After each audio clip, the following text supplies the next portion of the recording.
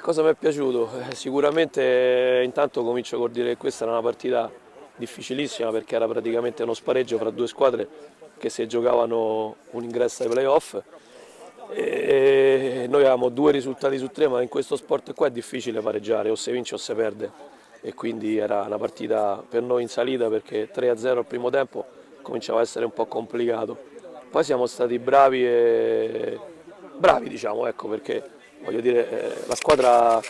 che abbiamo incontrato è una grossa squadra, noi ci siamo poi messi nelle condizioni di fare bene, abbiamo recuperato un pochino Seferi che non stava bene, c'erano due o tre giocatori che non stavano bene, quindi quello che mi è piaciuto è stata la reazione,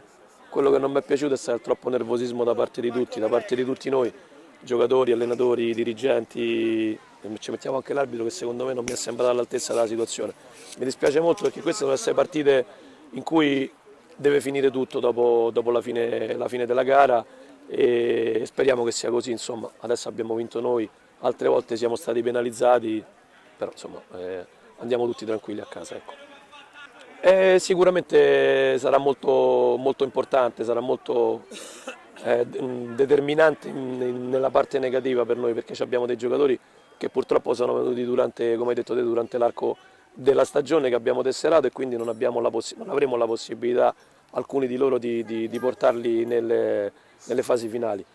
Però insomma noi abbiamo un nutrito gruppo che già ci ha seguito in tutti questi mesi, 5-6 mesi, adesso non mi ricordo quanti sono, dobbiamo fare tranquillamente con loro perché i giocatori sono bravi e